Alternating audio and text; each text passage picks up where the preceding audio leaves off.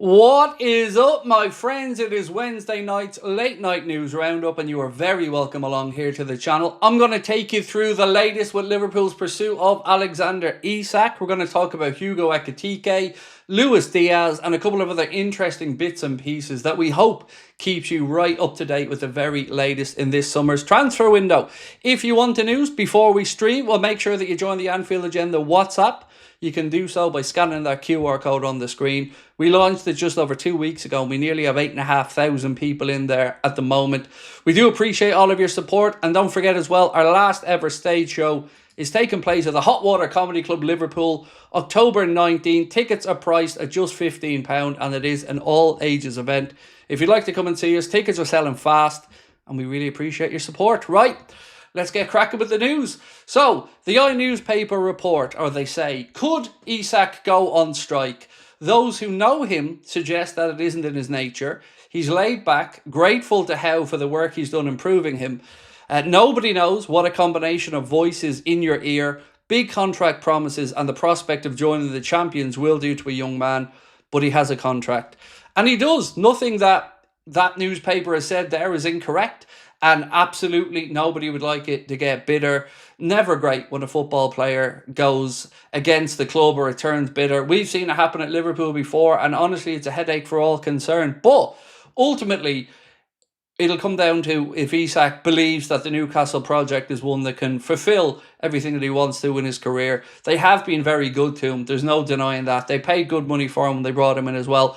But he wants to move to Liverpool, and it will come down to how much he pushes that situation. If he doesn't, no problem. Liverpool will move on. But certainly there's encouragement coming from somewhere, and Liverpool don't feel like giving up the ghost just yet. As much as that might frustrate and anger Newcastle fans, I get it, but it doesn't change the situation. Liverpool, like Isak, Liverpool have the money to test Newcastle's resolve and also open up a whole world of possibilities with PSR for Newcastle.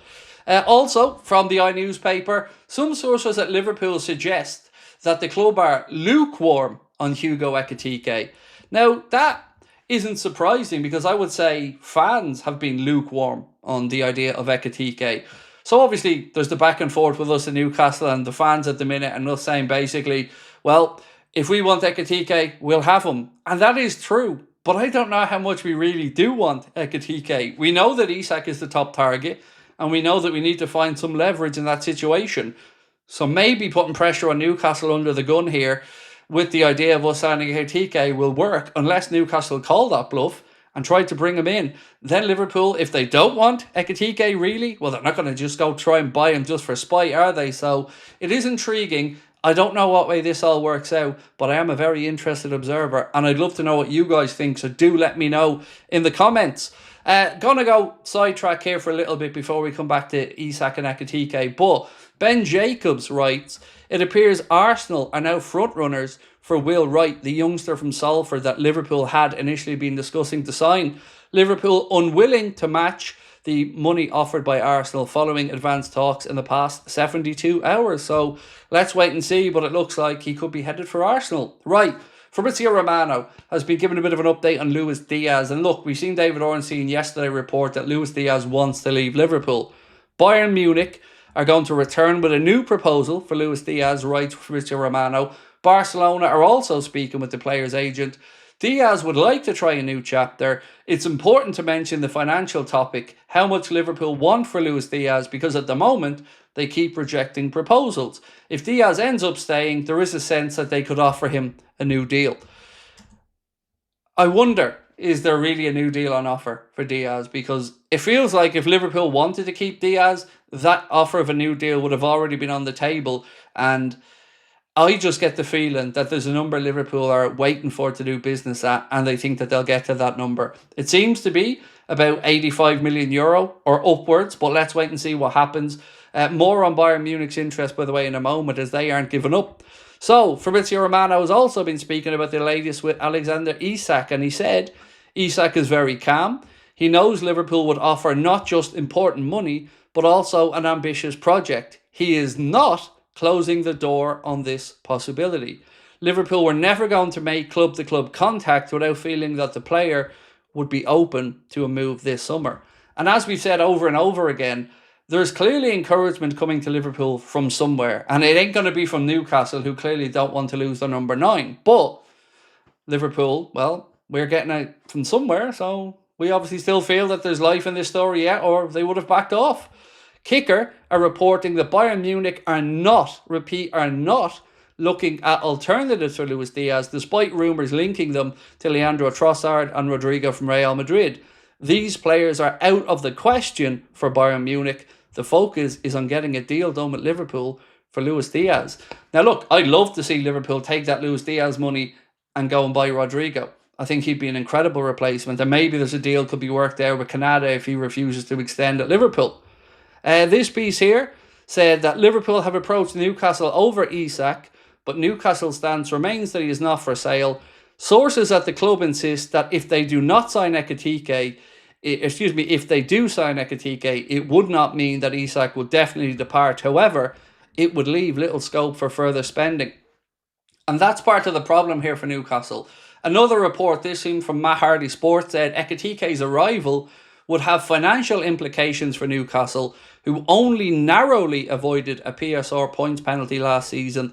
This might open the door for Liverpool, who, at the same time, still want to be involved in the hunt for Ekitike. And like I've mentioned, that's what this will come down to.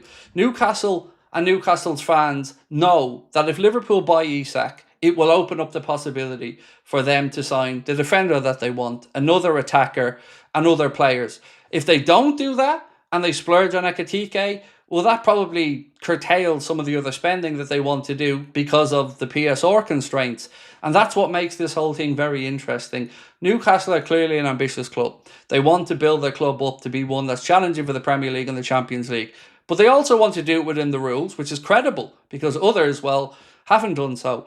But this gives them an opportunity to do that. And it will come down to them weighing up whether it's worth selling Isak now, maybe next summer.